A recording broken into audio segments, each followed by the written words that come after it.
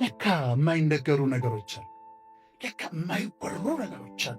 በሕይወታችን የደረሱብን ከባባድ የሆኑ የማንናገራቸው ነገሮች አሉ። የማንጽፋቸው ነገሮች አሉ። ውስጣችን ይዘን ብለን የምንይዛቸው የምናስቀምጣቸው ነገሮች አሉ።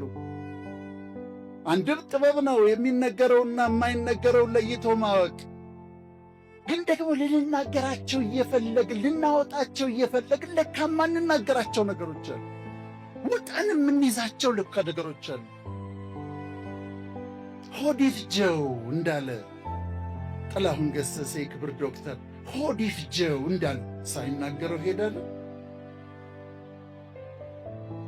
በዓሉ ግርማ የት እንደገባ እስካሁን ድረስ ሳናውቅ የማያውቅ ሰው ቀርቶ ነው ዝም የተባለው።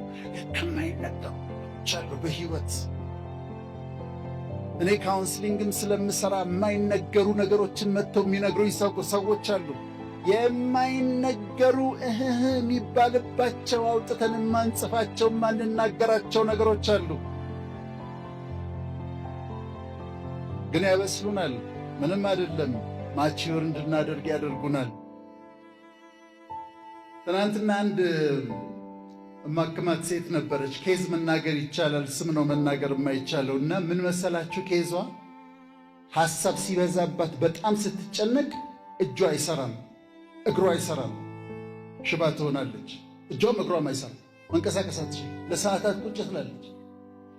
በጣም ከተናደደች ወይም በጣም ከጨነቃት እጇ መስራት ያቆማል፣ እግሯ መስራት ያቆማል። ለሰዓታት ቁጭ ትላለች። ኒውሮሎጂስት ጋር ሄዳለች፣ ታክማለች። የአጥንት ሐኪሞች ጋር ሄዳለች። ካልሲየም፣ ቫይታሚን ዲ ሰጥተዋታል። ችግሯ ግን ምን መሰላችሁ? ማይንዳችን ጭንቀትን፣ ንዴትን፣ ፔይንን የሚለውጥበት መንገድ አለው። አንደኛው ሶማታይዜሽን ይባላል። ሰዎች ይመጡና እዚህ ያቃጥለኛል፣ እዚህ ጀርባዬን ያመኛል፣ ይሄድን ያመኛል፣ ጉልበቴን ያመኛል፣ ሆዴንም ያመኛል፣ ደረቴን ያመኛል ይሏቸዋል። ችግሩ ያለው እዚህ ውስጥ ነው። ወደ ሶማታይዜሽን ወደ ፊዚካል ፔን ተቀይሮ ነው። ይሄኛው ደግሞ ሂስቴሪካል ኮንቨርሽን ይባላል። ሂስቴሪካል ኮንቨርሽን ማለት አእምሮ ውስጥ ያለው ሐሳብ፣ ጭንቀቱ፣ ፔኑ ይለወጥና ሰውየው ሽባ ይሆናል። እጁ አይሰራም። ነርቡ ደና ነው፣ ጡንቻው ደና ነው። ግን አእምሮ ውስጥ ያለው ጭንቀት ተለውጦ እግሩን ሽባ ያደርገዋል። ጭንቀቱን ስታነሱ እግሩ ይስተካከላል። ሂስቴሪካል ኮንቨርሽን ይባላል። ምን ማለት ነው? ፔኑን ኮንቨርት አድርጎ ወደ አካላዊ ሽባነት ይቀይረዋል። ይሄንን እንደጨወጥ ከቻለ በሕይወታችን ደግሞ የሚደርሱ ፔኖችን ኮንቨርት ማድረግ ትችላላችሁ ወደ ድል። ፔኑን ወደ ጌን ኮንቨርት ማድረግ ትችላላችሁ። እያንዳንዱን ቻሌንጅ ልትጠቀሙበት ትችላላችሁ። አንዳንድ ጊዜ ሆ ብለው ሰዎች ሲነሱባችሁ ድንጋጤም ፍርሃትም ስላለ ሩጡ፣ በኃይል ሩጡ። የምትሮጡት ግን ወደ ሜዳ አይሁን፣ የምትሮጡት ወደ ተራራ አይሁን። ወደ ተራራ ሩጡ። እያባረሯችሁ ነው። ሩጡ ሩጡ ሩጡ ሩጡ። አባረሯችሁ። እነሱ ሲደክማቸው እናንተ ስታዩ ተራራው ጫፍ ላይ ናችሁ። እነሱ ግዛታችን ያሉት ያሳደዷቸው ሰዎች የመጣባችሁን ነገር ወደ ጌን ለወጣችሁት ማለት ነው። ተራራ ወጣህበት፣ ተራራው ጫፍ ላይ ወጥተህ ከላይ ታያቸዋለህ። ሲያሳድዱ ሩጥ። የምትሮጠው ግን ወደ ከፍታ ይሁን። እያንዳንዱን ቻሌንጅ መለወጥ ተማሩበት። ፈረንጆቹ የሚሰሩት ሰርፊንግ የሚባል ስፖርት አለ። ይሄ ውሃ ላይ እንደዚህ የሚጫወቱት እሱ ማዕበል ከሌለ ልትጫወቱት አትችሉም። ዌቭ መኖር አለበት። ንፋስ ሲመጣና ውሃን ሲያነቃንቀው ማዕበል ሲያመጡባችሁ እናንተ ሰርፍ አድርጉበት፣ ተጫወቱበት፣ ወደዛ ብረርበት። ከዛ ውሃው ላይ እንደገና ወደዚህ ብረርበት። አትተክስ ስለ ማዕበሉ። ኮንቨርት አድርጉት። ማይንዳችን መለወጥ ይችላል።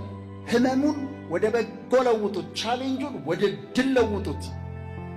እኔ በሕይወቴ የሚመጡ ማዕበሎችን እያንዳንዳቸውን እንጠቀምባቸዋለሁ።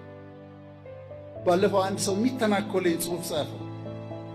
ስለ አምላክ ነው የጻፈው እና ትንሽ ጥሩ አልነበረም። አሰብኩኝና አሁን ይሄንን እጠቀምበታለሁ አልኩኝ። ምን እጠቀምበታለሁ? ስለ አምላክ አይደል ያነሳው? እኔ ስለ አምላክ እናገርበታለሁ አልኩና የዶክተር ወዳጄን አምላክ ብዬ ፌስቡክ ላይ በጣም የተነበበ አስደናቂ ስለ አምላክ የተናገርኩበት። እሱ ምንድነው? አታክ ነበር። እኔ ምን አደረኩ? ስለ አምላክ የተናገርኩ። ስለዚህ ማይንዳችሁ ኮንቨርት እንዲያደርግ እርዱት፣ ተጠቀሙበት። ራሱ መሳሪያ ነው። ፔን ሲመጣ ፔኑን ወደ መልካም ነገር ለውጡበት። ቻሌንጅ ሲመጣ ለመልካም ተጠቀሙበት። የሚያሳድዷችሁ ሲመጡ ወደ ተራራ ውጡበት። እነሱ መውጣት አይችሉም። እዛ ጋር እናንተ መውጣት ትችላላችሁ። በህይወት ዘመናችሁ የሚጠቅማችሁን ነገር ልነግራችሁ ፈልጋለሁ። ለሥራ ስኬት ክሪኤቲቪቲ እንላለን፣ ኢኖቬሽን እንላለን፣ ትጋት እንላለን፣ የሥራ ፈጠራ እንላለን። እውነት ነው።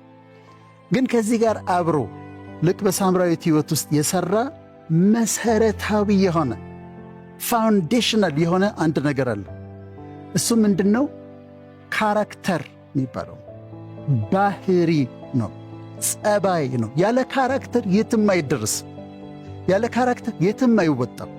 ያለ ካራክተር ተራራ እንኳን ቢወጣ ከፍታ ላይ ብትወጡ እንኳን ከፍታው ላይ መቆየት አትችሉ።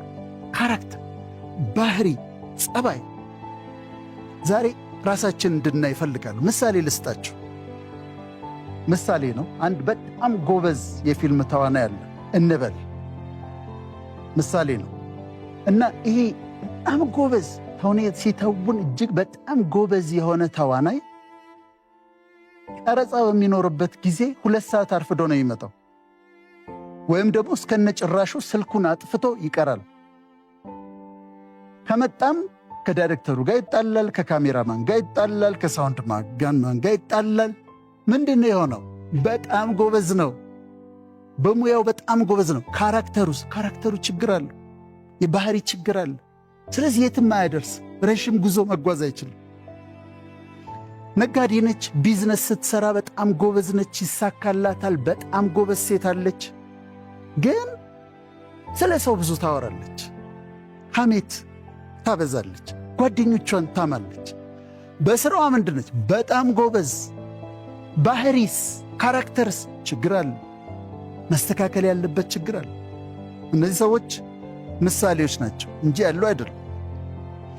ዩኒቨርሲቲ አስተማሪ ነው፣ በጣም ጎበዝ ነው፣ ጂኒየስ ነው፣ ሲያስረዳ በጣም ጎበዝ ነው፣ መጽሐፍ ሁሉ ጽፏል፣ በጣም አስደናቂ አስተማሪ ነው። ግን ቶሎ ነው የሚናደደው፣ በጣም ይናደዳል፣ በማያናድድ ነገር ይናደዳል፣ ይበሳጫል፣ ይጮሃል ተማሪዎቹ ላይ። ጎበዝን ነው፣ በጣም ጎበዝ ነው። ካራክተርስ የለም፣ ባህሪስ የለም። ይሄ በሥራችሁ በሕይወታችሁ በጣም በጣም አስፈላጊ። በሙያቸው ምክንያት ይታገሷቸዋል ሰዎች። ጉዳያቸውን ከጨረሱ በኋላ ግን ሊያገኟቸው አይፈልጉም። እስኪላችሁ በጣም ጥሩ ስለሆነ ይፈልጓችኋል። በሌላ ሰው ሊተኳችሁ የሚችሉበት ዕድል ሲያገኙ ግን ይተኳቸው። ለምን? ባህሪ፣ ካራክተር ፋውንዴሽን ነው ይባላል። ለስኬትም ለሕይወትም ለሕይወት ጉዟችሁም ጥሩ ካራክተር ካላችሁ ረዥም መንገድ ትሄዳላችሁ፣ ከፍታውን ትወጣላችሁ። ያለበለዚያ ግን አይኬድም። በሙያ ብቻ አይኬድም። አብሯችሁ ለመስራት አይፈልጉም ሰዎች። የባህሪ ችግር ካለብን ከባድ ችግር አለብን ማለት ነው። ምን ይባላል? when character is lost everything is lost ይባላል። ሀብትን ልታጣው ትችላለህ፣ መልሰህ ታገኘዋለህ። ጤናም አጥተው መልሰህ ልታገኝ። ግን if you lose your character you lose everything ይባላል። you lose everything። ይህን ያህል ኢምፖርታንት ነው ማለት ነው። ስለዚህ ምን እናድርግ? ሁላችንም እኔም የማደርገውን ነው መነግራቸው። አንደኛ ራሳችንን እንመልከት፣ ሰልፍ ኢቫሉዌሽን እንስራ። እንዴት ነኝ እኔ? ጸባዬ እንዴት ነው? ምንድን ነው ጸባዬ ላይ ያለ ችግር? ምንድን ነው መሻሻል ያለበት ነገር ምንድን ነው ብዬ ልጠይቅ። ራሴን ኢቫሉዌት ላድርግ፣ ሰልፍ ኢቫሉዌሽን ልስራ፣ ልመልከት፣ ራሴን ወደ ውስጥ ልመልከት። እንዴት ነው ከሰዎች ጋር ኮሚኒኬት እያደረግኩ ያለሁት? እንዴት ነው ማወራው? ነጭናጫ ነኝ ወይ? አስቸጋሪ ሰው ነኝ ወይ ብዬ ራሴን መመርመር አለብን። አንድ ይሄ ነው፣ ራሳችንን መመርመር አለብን። እናገኛቸዋለን። ራሳችንን ስንመረምር ይሄ ልክ አይደለም፣ ይሄ ልክ አይደለም፣ ይሄ ልክ አይደለም የሚባለውን ነገር ካራክተራችን ላይ እናገኘዋለን። ሁለተኛ ላንናደድባቸው ቃል ገብተን ላንቀየማቸው ቃል ገብተን ጓደኞቻችንን እንጠይቃቸው። ምን ይመስልሻል? ከኔ ባህሪ የማትወጂው ነገር ምንድነው ብለሽ ጠይቀት። ጓደኛህን ጠይቅ። መስተዋትህ ነው። ጓደኛ ማለት መስተዋት ነው። ወዳጅ ማለት መስተዋት ነው። መስተዋት ፊትን እንደሚያሳይ ጓደኛ ያሳይሃል። ላትቆጣው ቃል ገብተህለት ምን ባስተካከል ደስ ይልሃል? ከካራክተሬ ከባህሬ የማትወደው ወይም ጥሩ የማይመስልህ ነገር ምንድነው ብላችሁ ጠይቁት። ይነግሯቸዋል።